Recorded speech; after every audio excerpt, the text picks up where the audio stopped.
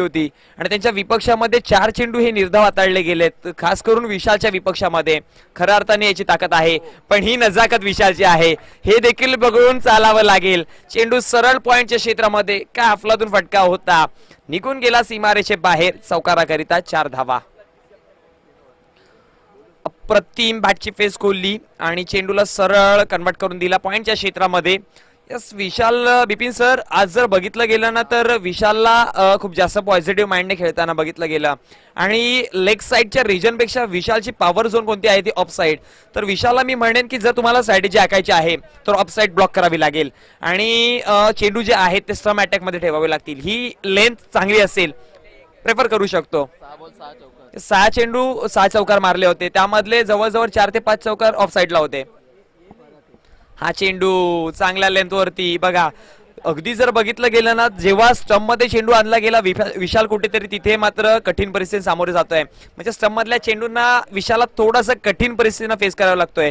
हे आपण आतापर्यंत बघितलं गेलंय. ही एक चुकी नाजूक बाजू असू शकते आणि या नाजूक बाजूचा गोलंदाज फायदा उचलतील का?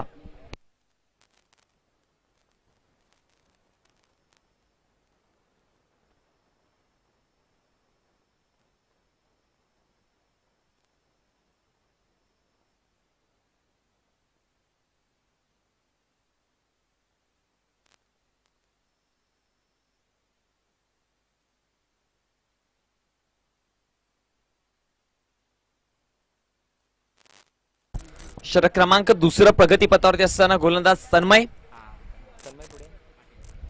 पाटील सज्ज होते गोलंदाजीवरती. स्ट्रायकर एंडला धनराज. यस धनराज भोईर हा फलंदाज असेल. हा चेंडू आडव्या पट्ट्याचा फटका अगदी मिडॉनच्या क्षेत्रामध्ये चेंडू ट्रॅव्हल होतोय. ऑर्थोडॉक्स कॉर्नर पासून मिडॉप पर्यंत तिथपर्यंत प्रवास करत तो क्षेत्ररक्षक तिथपर्यंत पोहोचला आणि तदनंतर चेंडूला कलेक्ट करून फेकीपर्यंत एक धावी कंप्लीट केली गेली आहे. एका धावेच्या जोरावरती धावसंख्या फळकावरती जाऊन जोडली गेली ती म्हणजे 5 या आकड्यावरती. विशालाने आतापर्यंत 2 चेंडूंना फेस केलाय. 4 धावा वैयक्तिक पाहायला मिळतोय आणि जर गणराजचा विचार केला तर 3 चेंडूमध्ये 1 धाव. स्ट्रायकर एंडला विशाल पुन्हा. ओ हो चांगला चेंडू सुरेख लेंथ आणि सरळ निघून गेले रक्षकाच्या हातामध्ये.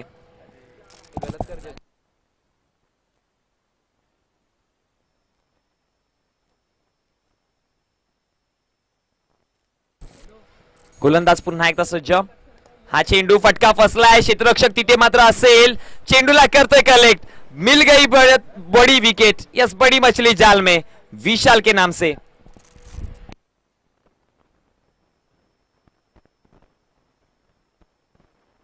चला घाई करा प्लीज. नवीन फलंदाज मैदानामध्ये मित्र धावत जा.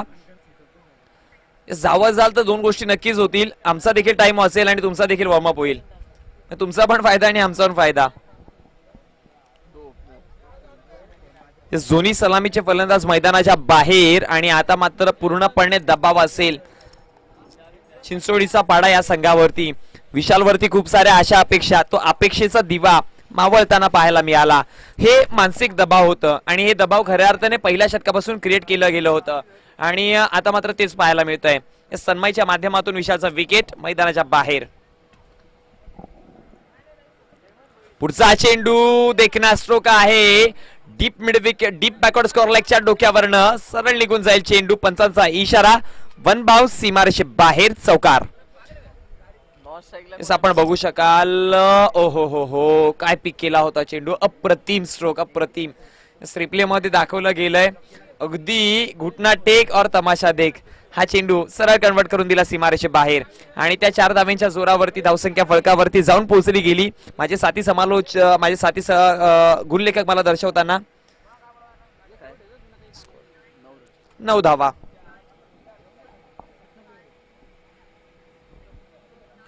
पुन्हा एकदा गोलंदाज सज्ज. हा चेंडू मिड ऑफच्या क्षेत्रामध्ये क्षेत्ररक्षक तिथे तैनात असेल.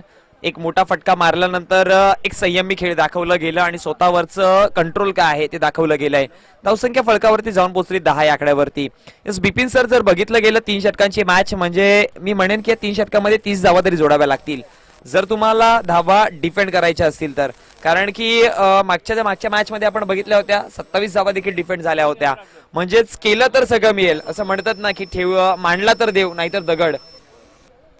हा चेंडू फटका फसलाय हवेमध्ये आणि इथे झेल कलेक्ट केली गेली आहे. आणखी एक विकेट मैदानाच्या आसऱ्याला. फलंदाज Pappu back to the dugout. धावा बनवल्या होत्या 0. रॉयल डकचा शिकार.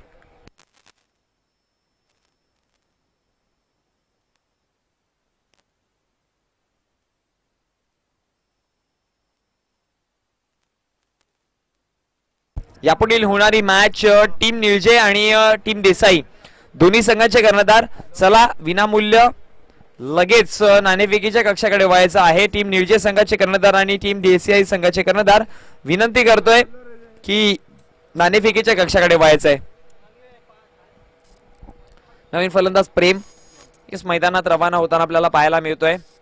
अगदी जर बघितलं तर धावसंख्या फळकावरती जोडली गेली ती तब्बल 10 या आकड्यावरती.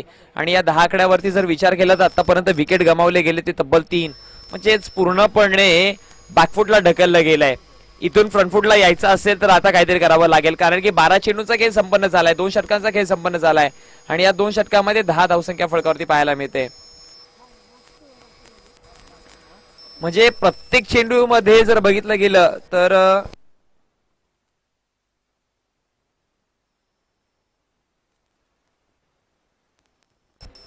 गोलंदाजीवरती षटक क्रमांक 3 अंतिम आणि शेवटचं षटक घेऊन गोलंदाज यश पाटील सज्ज होतोय. सुंदर जर्सी पाहायला मिळते त्याच्या परिधान केलेली आहे यशने. कलर कॉम्बिनेशन खूप सुंदर आहे. जर्सी प्रमाणे सुंदर खेळ देखील होईल का. पहिला चेंडू अटॅक केलाय, प्रहार केलाय मिडवे ऑर्थोडॉक्स कॉर्नरच्या रिजन मध्ये. जेल सुटली होती पण तदनंतर सावरलं गेलं स्वतःला आणि जेल मात्र कलेक्ट करतोय. आणखी एक विकेट मैदानाच्या असला 10 या आकड्यावरती. विकेट क्रमांक 4 हत्र आपल्याला पाहायला मिळेल.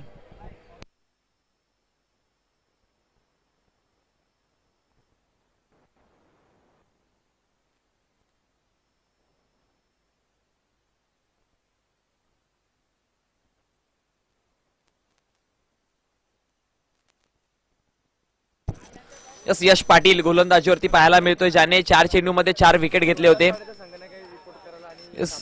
टीम सापाड संघाचे कर्णधार आणि चौधरपाडा संघाचे कर्णधार. बी फास्ट मित्रांनो, कालच्या दिवसातील अंतिम मॅच बाकी आहे ती खेळवायची आहे म्हणजे क्वालिफायर मॅच. टीम चौधरपाडा आणि टीम सापाड दोन्ही संघांचे कर्णधार रिपोर्ट करा प्लीज. हा चेंडू चांगल्या पद्धतीने उडवण्याचा प्रयत्न पुन्हा एकदा त्या क्षेत्रामध्ये चुकी झाली पण बॅकअप सुंदर.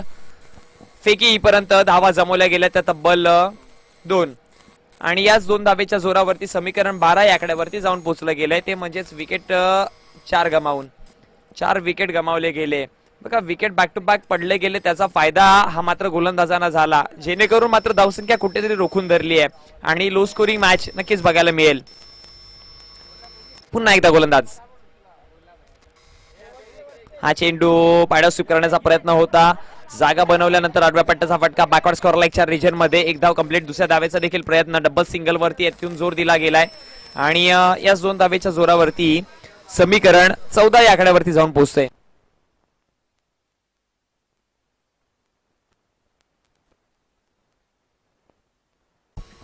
चौदा या आकड्यावरती धावसंख्या फळकावरती जाऊन पोहोचली. शेवटचं अंतिम षटक बाकी असेल आणि त्या षटकामधील अजून देखील 3 चेंडूचा खेळ बाकी. हा चेंडू उडवलाय. चांगला फटका आहे. क्षेत्र खाली असेल. अडवण्याचा प्रयत्न नाही होणार. निघून जाईल चेंडू सरळ लॉंग ऑफच्या डोक्यावरनं सीमारेषे बाहेर येईल चौकार. आणि या 4 धाव्यांच्या जोराने ज्या धाव्यांची खऱ्या अर्थाने गरज होती ती धाव आले. कारण की इथून जर चिंचोडीचा बाडा संघाकडनं बघितलं गेलं तर मी कालच्या दिवसामध्ये उल्लेख केला होता आयुष्यामध्ये ज्या प्रकारे पैसा येणं गरजेचं आहे त्या प्रकारे या संघाला धावा येणं गरजेचं आहे या परिस्थितीमध्ये. मग त्या कशाही येऊ द्यात आणि त्या मात्र आता चौकाराच्या स्वरूपामध्ये आपल्याला पाहायला मिळाली. धावसंख्या फळकावरती जाऊन पोहोचली 18.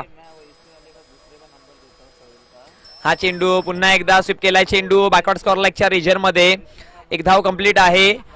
दुसऱ्या धावेचा देखील प्रयत्न केला गेला आणि 2 धावासह सोप्या पद्धतीने या खेळाडूंनी खऱ्या अर्थाने चाणक्यवृत्ती दाखवले.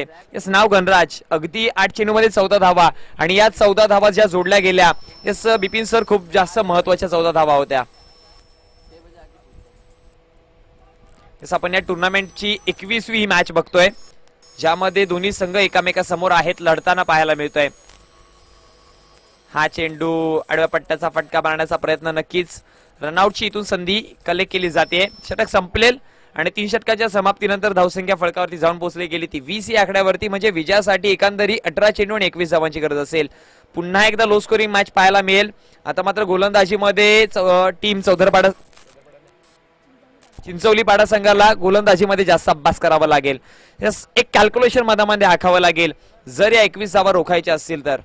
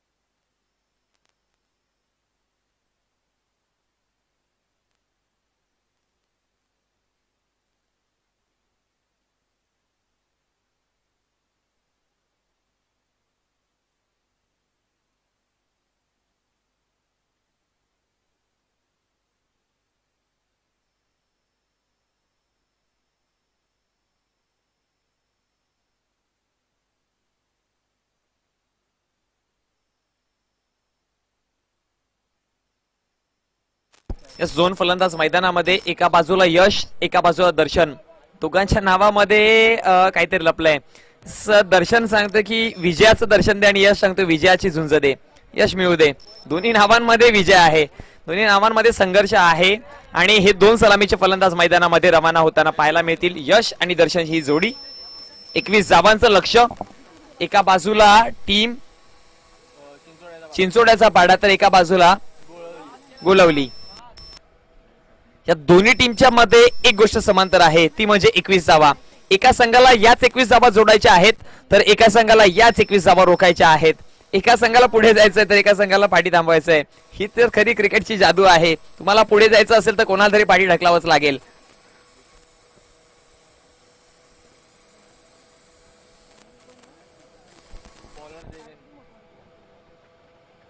पण मी अनेकदा म्हणेन आणि आता देखील म्हणतोय की विजयश्री घेणाऱ्यापेक्षा हारणारा महत्वाचा असतो, कारण की त्यालाच विजयाची किंमत कळते.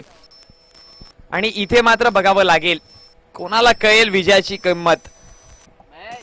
Start the match. सुरुवात केली गेली आहे मॅचला. चालू केली जाईल. पहिलं षटक पॉवर प्लेचं. 3 षटकांची मॅच रंगतीये. पंच प्लीज बी फास्ट. बघा इथून टाइम लावला गेलाय तुम्हाला 3 षटक हाताळण्यासाठी. 12 मिनिटच टायमिंग, म्हणजे 1 षटकासाठी 4 मिनिटं. घाई करा चला, कारण की वेळेचं जर बघितलं गेलं 4 वाजून 8 मिनिटं झालेत आणि आपल्याला मेगा फायनलची मॅच ही जास्तीत जास्त षटकांची खेळवायची आहे आणि कालच्या दिवसातील देखील एक मॅच आपली बाकी आहे. सो बी फास्ट. गोलंदाज देवेन सज्ज होतोय षटक क्रमांक पहिलं घेऊन. स्ट्रायकर एंडला दर्शन. पहिला चेंडू इथे मात्र लेगस्टंपच्या बाहेर. पंचांचा इशारा येतोय वाईड. अतिरिक्त धाव असेल आणि अतिरिक्त धावेच्या जोराने सांघिक वैयक्तिक खातं उघडलं गेलंय. धावसंख्या फळकावरती श्री गणेशा करतीये. जाऊन पोहोचली गेली 1 या आकड्यावरती.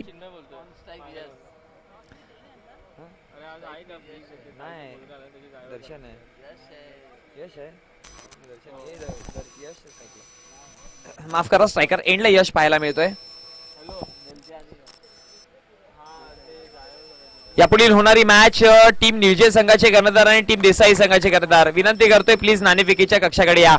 यस बिपिन सर, मी सकाळी उल्लेख केला होता की लेफ्ट हँडेड बॅट्समनच्या विरोधामध्ये कधीच तुम्ही लेग साइडला चेंडू हाताळू नका, कारण की ते त्याचे पॉवर झोन असतो आणि लेफ्ट हँडेड बॅट्समन अनेकदा शरीरावरचे चेंडू आणि लेग समोरचे चेंडू हे सरळ बॅकवर्ड स्क्वेअर लेगच्या रिजन मध्ये अनेकदा पाठवताना बघतोय. पण इथे मात्र ती चुकी केली. हे कॅल्क्युलेशन मनामध्ये आखलं पाहिजे प्रथम त्या गोलंदाजाने. पण हे कॅल्क्युलेशन कुठेतरी पहिल्या चेंडू पासून भिरकत होते. ज्यावेळेस पहिला चेंडू पडला तेव्हाच मी म्हणणार होतो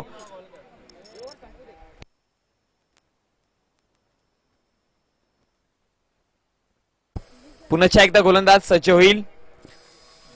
देवेन आपला पुढचा चेंडू घेऊन. हा चेंडू पुन्हा एकदा ती चुकी आणि त्या चुकीवरती अशा काय होणार तर तेच मी बोलत होतो वारंवार, पण आमचा आवाज कानांवरती पडून देखील दखल घेतली नाही. म्हणजे गोलंदाजाने कुठेतरी एक चुकी केली आहे. ऑफसाईडची एरियामध्ये जर लेफ्ट हँडेड बॅट्समनला चेंडू ठेवले गेलेत, अनेकदा आपण बघतोय लेफ्ट हँडेड बॅट्समन ऑफसाईडच्या एरियामध्ये थोडीशी वीक पाहायला मिळत आहेत, पण इथे मात्र ती चुकी केली गेली आहे.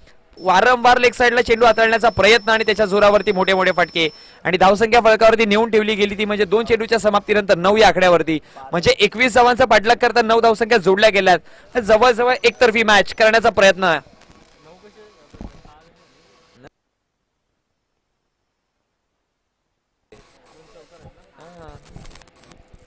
गोलंदाज पुन्हा एकदा देवेन सज्ज होतोय आपला पुढचा चेंडू घेऊन.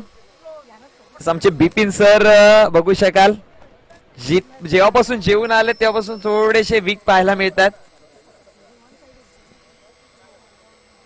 पुढचा चेंडू फटका चांगला आहे, फटका गॅप मध्ये देखील आहे.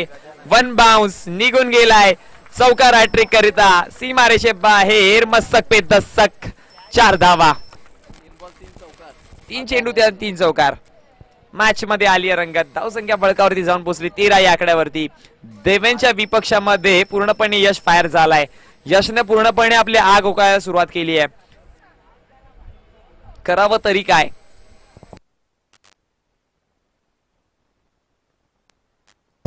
पुन्हा एकदा गोलंदाज सज्ज होत आहे. लोवर फुलटा चेंडू.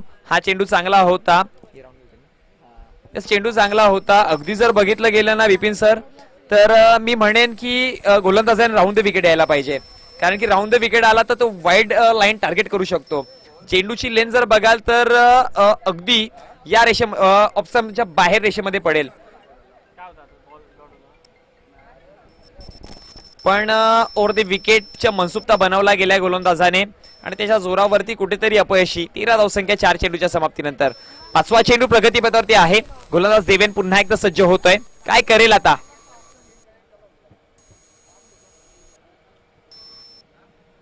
हा चेंडू पुन्हा एकदा त्याच झोन मध्ये. यस, यावेळेस क्षेत्ररक्षक तिथे तैनात होता. तुम्हाला जर तो झोन टार्गेट करायचा आहे तर तिथे ब्लॉक करावा लागेल, तिथे क्षेत्ररक्षक सजवायला लागेल. ही स्ट्रॅटेजी चांगली आहे. हे गोलंदाजाचं कौतुक करावं लागेल. 1 धाव नक्कीच मिळेल. पण ही स्ट्रॅटेजी पहिला चौकार ज्यावेळेस आला होता किंवा जर लेग साईडला तुम्ही चेंडू हाताळताय तिथे तेव्हा लावायला पाहिजे होती. विकेट साठी जर तिथे 2 चौकार देखील अडवू शकले असते ना. आता मात्र विपिन सर समीकरण वेगळं असतं. पण क्या करे जब चिडिया चुप गई दाना. विनाशकारी विपरीत बुद्धी असं देखील म्हणावं लागेल. 6 चेंडू चांगला फटका गॅप मध्ये आहे. अगदी बॅकवर्ड स्क्वेअर लेग मध्ये निघून जाईल सीमारेषे बाहेर. 4 धावांसाठी. आपण रिप्ले मध्ये बघू शकाल. ओ हो हो हो, अगदी चांगला फटका आहे. निघून गेला सरळ सीमारेषे बाहेर. काय फटका होता, चांगला होता. धावसंख्या फळकावरती जाऊन जोडली गेली ती म्हणजेच तब्बल 18 या आकड्यावरती. दरम्यान नाणेफेकीसाठी मी विनंती करेन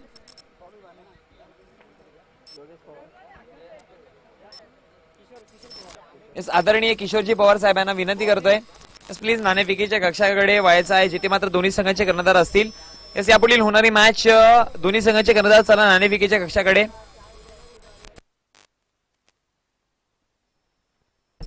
देसाई संघाचे कर्णधार आणि निलजे संघाचे कर्णधार.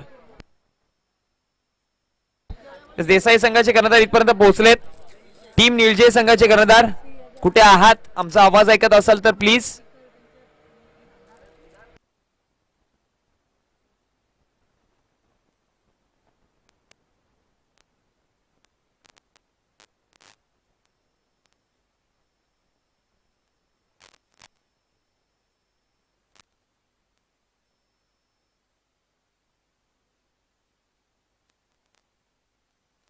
चला वळतोय मैदानात. पुन्हा एकदा धावसंख्या फळकावरती जोडली गेली आहे ती म्हणजेच 18 या आकड्यावरती. म्हणजे विजयासाठी 3 धावांची गरज असेल.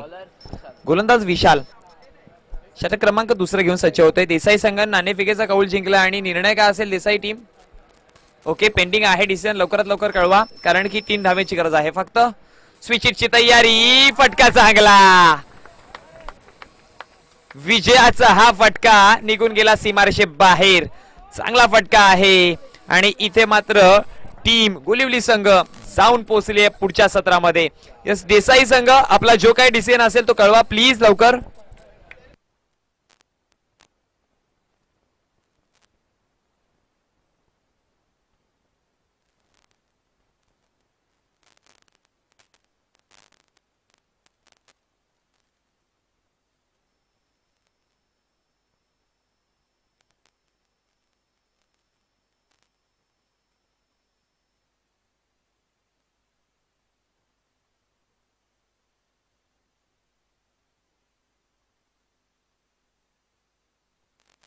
Man of the match.